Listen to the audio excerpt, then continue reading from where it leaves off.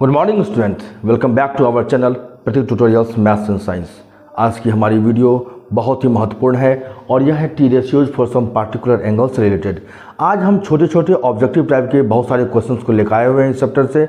हमारा पिछला वीडियो इसके बेसिक कॉन्सेप्ट पर रिलेटेड था, जहां मैंने वैल्यू चार्ट को भी समझाया था। अगर उस वीडियो को अभी तक नहीं देखे हैं तो एक बार देख लें। और आज जो हमारा सामने क्वेश्चन है यह इस साल के एग्जामिनेशन पर्पज से बहुत ही इंपॉर्टेंट है। यहाँ पर फर्स्ट क्वेश्चन जो मैंने स्टार्ट किया है ये एनसीईआरटी बुक की चैप्टर 8 एक्सरसाइज 8.2 का क्वेश्चन नंबर 4 है, जो हमारा ट्रू फॉल्स है। और इसके बाद और भी बहुत सारे छोटे छोटे क्वेश्चन हम लेकर आ रहे हैं। आइए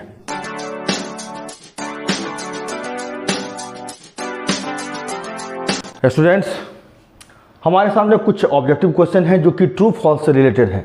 यहाँ जो मेरा फर्स्ट क्वेश्चन है, क्या sine A plus B is equal to sine A plus sine B, ये ट्रू है या फॉल्स? ठीक है, तो एट फर्स्ट मैं बात करूँ कि यह जो स्टेटमेंट है फॉल्स है, क्योंकि अगर मैं ट्रिग्नोमेट्री की बात करूँ तो जो साइन ए प्लस बी होता है ना, साइन ए प्लस बी, इसका फॉर्मूला होता है sine A into cos B plus cos A into sine B. तो इस तरह से ये जो है वो साइन ए प्लस बी का फार्मूला नहीं होता, इसलिए का ये स्टेटमेंट क्या है, ये रॉन्ग है। अदरवाइज अगर मुझको इसको जस्टिफाई करना है तो जस्टिफाई के लिए हम ए और बी की कोई वैल्यू ले लेते हैं। सपोज हम मान लेते हैं कि let A is equal to 30 degree and B is equal to 60 degree. तो इस कंडीशन में क्या देखते हैं, क्या यह स्टेटमेंट सही है कि नहीं।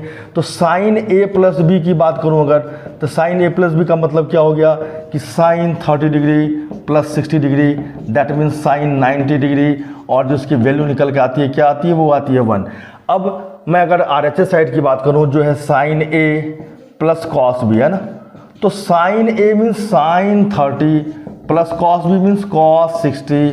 तो यहाँ पर मैं sine A plus sine B की बात है यहाँ पर, तो साइन ही लेना होगा हमको, तो साइन है यहाँ पर। ठीक है, तो साइन लेता हूँ। ठीक है, तो अब मैं इसकी वैल्यू अगर रखूँ तो साइन 30 की वैल्यू क्या होती है 1/2 और साइन 60 की वैल्यू क्या होती है √3/2।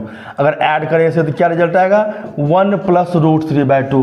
तो क्या लगता है ये दोनों इक्वल हैं? नहीं इक्वल ना। इसका मतलब इस तरह से हम इसको वेरीफाई कर सकते हैं, जस्टिफाई कर सकते हैं कि यह स्टेटमेंट जो है फॉल्स है।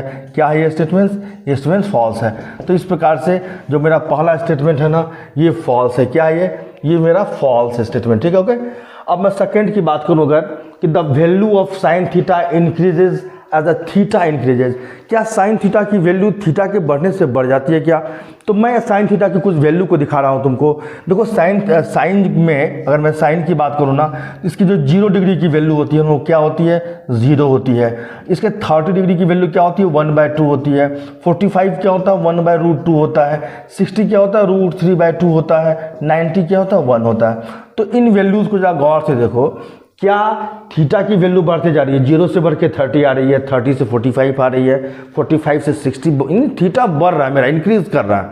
तो क्या ये वैल्यू भी इंक्रीज हो रहा है? तो मैं देख रहा हूँ कि हाँ भाई 0 से बड़ा होता है 1/2, 1/2 से बड़ा होता है 1/√2, और इससे भी बड़ा होता है √3/2, और इससे भी बड़ा होता है 1। इसका मतलब क्या है कि थीटा की वैल्यू के बढ़ने से साइन थीटा की वैल्यू जो है वो इंक्रीज करती है। तो इस तरह के बहुत प्रकार के क्वेश्चंस एग्जामिनेशन में आ सकते हैं, जहां केवल साइन ही नहीं, साइन जैसे जो हमारे 6 ट्रिग्नोमेट्रिक रेशियोज हैं उनसे रिलेटेड इस प्रकार का क्वेश्चन आ सकता है। थीटा का इंक्रीजमेंट या थीटा का डिक्रीजमेंट से रिलेटेड क्वेश्चन आ सकता है, जिसको अंडरस्टैंड कर लो। इसका मतलब क्या है कि the value of sine theta increase मेरा कर रहा है, इसका मतलब यह स्टेटमेंट जो है वो क्या है, वो ट्रू स्टेटमेंट है। ओके, यहाँ से क्लियर है। तो ये हो गई क्वेश्चन नंबर 1 की बात, ये हो गई क्वेश्चन नंबर 2 की बात। अब मैं अगर क्वेश्चन नंबर 3 की बात कर रहा हूँ ना, तो यहाँ क्या है, the value of cos theta increases as a theta increases. तो मैं कॉस थीटा की बात करूँ, अगर ये कॉस थीटा की बात करूँ ना, तो कॉस की थोड़ा वैल्यू को देखता हूँ मैं। कॉस 0 क्या होता है 1 होता है। कॉस 30 क्या होता है √3/2 होता है। कॉस 45 1/√2 होता है। और कॉस 60 की बात करूँ 1/2 होता है। और कॉस 90 क्या होता है 0। अब इन वैल्यू को जरा गौर से देखो कि ये जो 1 है ना, ये 1 जो है ये 1 बड़ा है √3/2 से। ओके, और √3/2 जो है ना ये बड़ा है 1/√2 से, और 1/√2 बड़ा होता है 1/2 से, और 1/2 तो ऑलरेडी क्लियर है कि 0 से बड़ा है। इसका मतलब क्या है कि वैल्यू डिक्रीज हो रही है। क्या हो रही है? डिक्रीज हो रही है। थीटा की वैल्यू यहाँ देखो इंक्रीज हो रही है, 0 से 30 से 45, दैट मीन्स थीटा की वैल्यू इंक्रीज हो रही है, लेकिन उसकी जो वैल्यूज है ना वो क्या हो रही है कॉस की, वो डिक्रीज हो रही है। यानी थीटा के इंक्रीज होने से कॉस की वैल्यू जो है वो डिक्रीज होती है। दैट मीन्स यहाँ पर बिल्कुल यह स्टेटमेंट जो है मेरा सही नहीं है कि the value of cos theta increases as a theta increases. यह कह रहा है कि थीटा बढ़ने से कॉस की वैल्यू बढ़ेगी, लेकिन यह बात बिल्कुल सही नहीं है। दैट मीन्स ये क्या होगा, ये मेरा स्टेटमेंट क्या है, ये है फॉल्स स्टेटमेंट। ओके, ये क्लियर हो गया। अब मैं अगर मैं फोर्थ की बात करूँ ना कि sine theta equal to cos theta for all value of theta. क्या साइन थीटा और कॉस थीटा अपने सारे वैल्यू में इक्वल होते हैं? तो देखो कॉस 0 1 है और साइन 0 0 है। कहाँ है वैल्यू इक्वल भाई? इक्वल तो नहीं है। साइन 30 देखो, साइन 30 1/2 है और कॉस 30 √3/2 है, यानी 30 डिग्री के लिए भी कॉस और साइन आपस में इक्वल नहीं है। अगर मैं 60 की बात 45 की बात करूं तो 45 में जाकर तुम देख सकते हो दोनों इक्वल होता है। तो केवल एक वैल्यू जो है 45 डिग्री, इसके लिए साइन और कॉस जो है इक्वल है। तो यहाँ मुझे कहना कि for all value of theta, क्या सभी थीटा के वैल्यू के लिए साइन कॉस इक्वल है? तो मैं देख रहा हूँ कि थीटा के जो और सारे वैल्यूज है उनके लिए साइन और कॉस इक्वल नहीं है वैल्यू, लेकिन केवल एक 45 में जाकर जो है वैल्यू इक्वल होता है। इसका मतलब ऑल वैल्यूज ऑफ थीटा में यह संभव नहीं हो सकता। ओनली 45 की बात करता तो मैं ट्रू करता, लेकिन यहाँ सारे वैल्यूज की बात कर रहा है। इसका मतलब क्या है, ये स्टेटमेंट भी हमारा फॉल्स है। तो इसका मतलब साइन थीटा और कॉस थीटा सारे वैल्यूज में इक्वल नहीं होते, ओनली 45 की वैल्यू में इक्वल होते हैं। अब मैं बात करूं कि कॉट ए, हमारा जो 5th नंबर क्वेश्चन है कि cot A is not defined for A is equal to theta. तो A is equal to theta कर रहा है, यानी कि कॉट ए की जगह क्या हो जाएगा, मुझे कॉट थीटा हो जाएगा, कॉट 0 हो जाएगा। ठीक है, यहाँ पर क्या करना होगा, ए की वैल्यू कर रहा है कि थीटा 0 लेना है मुझे। तो यहाँ पर कॉट 0 की वैल्यू क्या अनडिफाइंड है, ये मुझे पूछ रहा है। तो मैं कॉट 0 की बात करूँ तो कॉट का फॉर्मूला क्या होता है? तो कॉट का फॉर्मूला मैंने क्या बताया था कि कॉट अगर 0 निकालना है ना तो इसको करना है कॉस 0 बाई साइन 0। अब कॉस और साइन का रेशियो होता है कॉट हमारा, तो कॉट 0 अगर वही होगा जो कॉस 0 और साइन 0 का रेशियो होगा। अगर मैं कॉस 0 की बात करूँ ना क्या होता है, देखो 1, कॉस 0 क्या होता है, 1 होता है, और जो साइन 0 होता है ना वो 0 होता है। देखो साइन 0 की वैल्यू क्या है, देखो 0। तो 1/0 की वैल्यू क्या होगी, तो अनडिफाइंड होगी, क्योंकि 0 से अगर किसी नंबर को डिवाइड करें ना तो उसका कोई रिजल्ट नहीं होगा, वो अनडिफाइंड होगा। इसका मतलब यह बात बिल्कुल सही है कि अगर ए की वैल्यू हम 0 ले लें, दैट मीन्स कॉट ए में अगर ए की वैल्यू 0 ले लेना तो कॉट 0 की वैल्यू अनडिफाइंड हो जाएगी। दैट मीन्स यह स्टेटमेंट यहाँ क्या है, cot A is not defined, यानी कि अनडिफाइंड। तो कॉट ए अनडिफाइंड होगा जब ए इक्वल टू 0 होगा, तो दैट स्टेटमेंट भी बिल्कुल ट्रू है यह, इसका मतलब यह सही है। तो इस प्रकार के ये ऑब्जेक्टिव क्वेश्चंस है, इनका सॉल्यूशन अवश्य समझ में आ गया होगा। अब हम करने जा रहे हैं कुछ छोटे छोटे क्वेश्चंस जो इस चैप्टर से रिलेटेड हैं, जो एग्जामिनेशन में आ सकते हैं, उसको देखते हैं। स्टूडेंट्स, हमने कुछ छोटा छोटा लेकिन बहुत ही महत्वपूर्ण क्वेश्चन को लेकर आया हूँ मैं। देखो यहाँ पर मैंने 5 क्वेश्चन लिया है, ये RS अग्रवाल की किताब से रिलेटेड है। यहाँ पर है पहला कि tan square 45 degree plus 3 sin square 60 degree की वैल्यू क्या होगी, ये फाइंड करना है। एग्जामिनेशन में 4 ऑप्शन होंगे, यहाँ मैं कोई ऑप्शन नहीं दे रहा, इसकी वैल्यू को फाइंड करना। ठीक है, तो कैसे फाइंड करेंगे, तो एट फर्स्ट मैं बता दूं कि इस चैप्टर में अगर वैल्यू चार्ट को ढंग से याद नहीं किया ना तो क्वेश्चन बनने वाला नहीं है। तो एट फर्स्ट वैल्यू चार्ट को याद कर लेना है। ठीक है, और वैल्यू चार्ट को जब याद कर लोगे तो यह क्वेश्चन को बनाना बहुत ही आसान है, यह सबसे आसान है ट्रिग्नोमेट्रिक चैप्टर से। तो देखो यहाँ पर मैं क्या करूँगा, इसकी वैल्यू रख दूंगा। tan स्क्वायर 45 का मतलब होता है कि tan 45 का स्क्वायर। तो tan 45 की वैल्यू क्या होती है, देखो इसकी वैल्यू होती है 1। tan 45 की वैल्यू क्या होती है, 1 होती है, और स्क्वायर है तो इस प्रकार से स्क्वायर डाल दो, और प्लस यहाँ तुम देख सकते हो क्या 3 sin square 60, that means 3 multiply sine 60 का स्क्वायर। तो 3 मल्टीप्लाई साइन 60 की वैल्यू क्या होती है, देखो √3/2 होती है, और इसका इस तरह से स्क्वायर करना है। अब क्या रिजल्ट होगा, देखो 1 का स्क्वायर क्या होगा, 1 का स्क्वायर 1 होगा, प्लस 3 इंटू ये √3/2 का स्क्वायर क्या होगा, देखो √3 का स्क्वायर 3 होगा, और 2 का स्क्वायर होगा 4। अब यहाँ से इसका सॉल्यूशन करेंगे, क्या होगा 1 प्लस ये क्या होगा 3×3 9/4 क्या आ रहा है, ये 9/4 आ रहा है। 9/4 को अगर मैं कहूँ फ्रैक्शनल में तो क्या होगा, तो 4 × 1 = 4 प्लस 9/4 इस तरह से एलसीएम ले सकते हैं और ये आएगा 13/4। तो अब देखो कि इसका आंसर कैसा हो सकता है। ये 13/4 अगर आंसर है तो 13/4 भी लिख सकते हो, अगर ये मिक्स फ्रैक्शन में है तो उस प्रकार से लिख सकते हैं, क्या होगा 3 होल 1/4। तो इस प्रकार से इसका आंसर होगा। तो ऐसे क्वेश्चन जो है वैल्यू चार्ट से रिलेटेड होते हैं, और जब तक ये तुम्हें वैल्यू याद नहीं होगा ना तो ऐसे क्वेश्चन तुमसे नहीं बनेंगे। तो एट फर्स्ट वैल्यू को याद कर लो, ये क्वेश्चन बहुत ही आसान है। अगर मैं सेकंड क्वेश्चन की बात करूँ ना तो 3 cot स्क्वायर 60 डिग्री और प्लस है sec स्क्वायर 45 डिग्री। तो इसे कैसे बनाना है, तो इसकी वैल्यू को केवल रखकर मुझे बनाना होगा। तो 3 cot square 60 that means 3 × cot 60 की वैल्यू जो होगी ना उसका स्क्वायर। तो cot 60 की वैल्यू क्या होगी, तो गौर से देखो cot 60 की वैल्यू होती है 1/√3। क्या होती है, cot 60 की वैल्यू क्या होती है 1/√3, और स्क्वायर है तो इस पर से स्क्वायर डाल दो। उसके बाद क्या है तुम्हें कि sec स्क्वायर 45, sec 45 की वैल्यू क्या होती है, तो इसकी वैल्यू होती है √2, और स्क्वायर करना है तो स्क्वायर कर दो। ओके, अब यहाँ पर इसकी वैल्यू निकालते हैं, क्या होता है देखो 3 मल्टीप्लाई ये क्या होगा 1/√3 का स्क्वायर, 1 का स्क्वायर 1, √3 का स्क्वायर 3 और 3 तुम्हारा होगा कैंसिल, और इधर √2 का स्क्वायर हुआ 2। तो क्या बचा तुम्हारे पास, यहाँ बचा 1 और यहाँ बच रहा है तुम्हारे पास 2, 1 + 2 that means 3 is your answer. तो ऐसे सवाल वैल्यू से बनेंगे। ओके, अब यहाँ क्वेश्चन नंबर 3 जो है वो थोड़ा सा डिफरेंट है। ये दोनों क्वेश्चन हो चुका है मेरा, क्वेश्चन नंबर 3 थोड़ा सा डिफरेंट है। क्या डिफरेंट है, यहाँ कह रहा है कि sin θ - cos θ की वैल्यू 0 दी गई है, और कह रहा है भाई sin 4θ + cos 4θ की वैल्यू क्या होगी। तो ऐसे सवाल भी एग्जामिनेशन में आ सकते हैं। तो एट फर्स्ट जो मुझे गिवन है ना उसी से लेकर जो मुझे फाइंड करना है वो आता है। तो कैसे, तो देखो एट फर्स्ट मुझे क्या दिया गया है कि sin θ - cos θ = 0। सीधी सी बात है।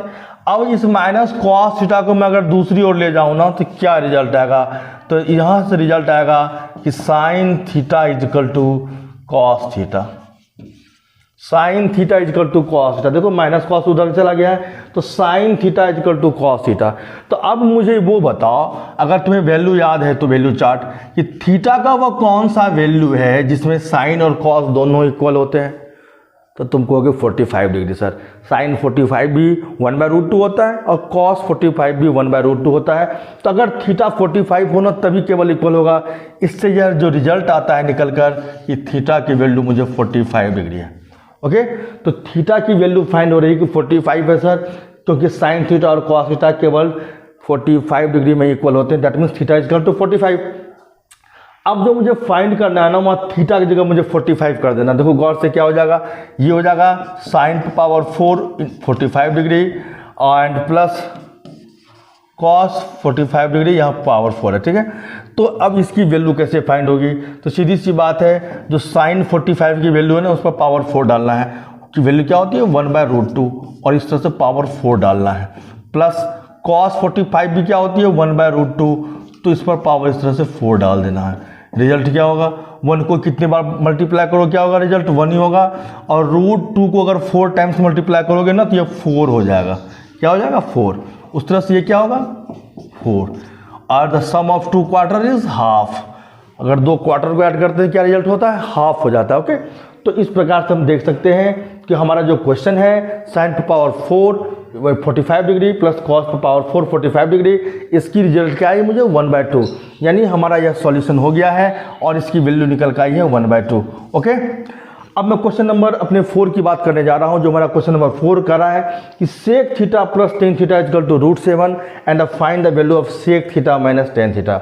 यहाँ पर थोड़ी सी आइडेंटिटी वाले फार्मूले की जरूरत पड़ेगी, क्योंकि sec + tan की वैल्यू √7 दी गई है, और sec - tan यानी कि एक प्रकार का इक्वेशनल क्वेश्चन है। जब भी तुम इक्वेशनल क्वेश्चन देखोगे ना समझना यहाँ जरूर कोई आइडेंटिटी वाली बात है।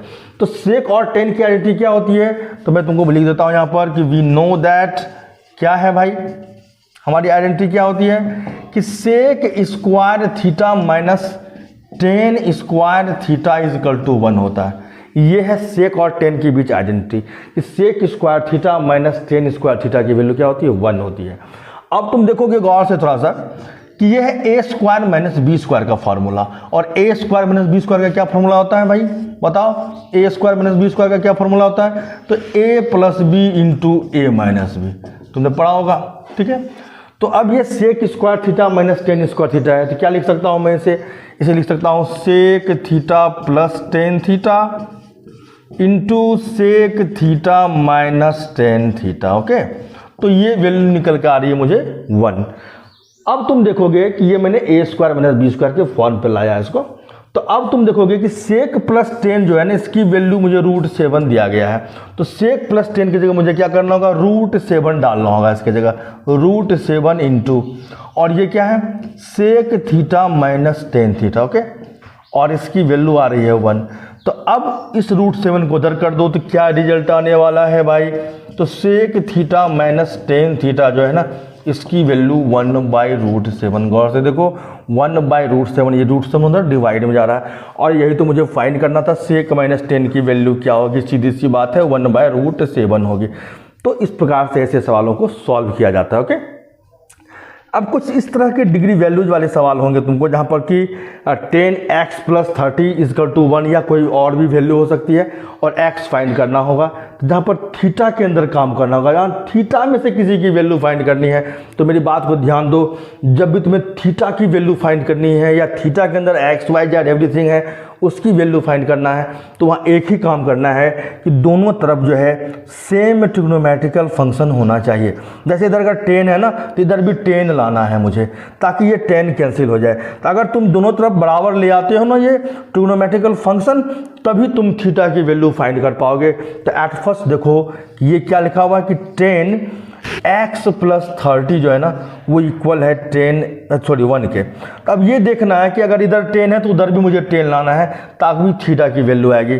तो गौर से देखो क्या होगा भाई, तो मैं 10x + 30 लिख रहा हूँ, ओके। अब मुझे बताओ ये 1 जो है ना, वो 10 में वैल्यू किसकी होती है, याद तो कीजिए ही होगा।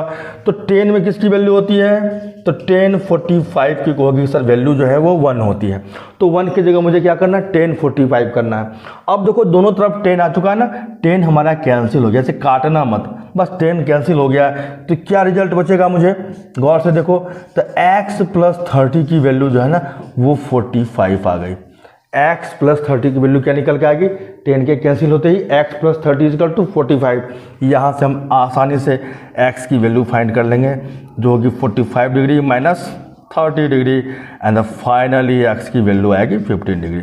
तो इस प्रकार के क्वेश्चंस भी एग्जामिनेशन पॉइंट ऑफ व्यू से बहुत इंपॉर्टेंट हैं। उम्मीद कर रहा हूँ ये पाँचों क्वेश्चन तुम्हें समझ में अवश्य आया होगा, और इस प्रकार के और भी क्वेश्चंस लेकर आना है, बट मैं वीडियोस को बहुत ज़्यादा लंबा नहीं करना चाहता हूं।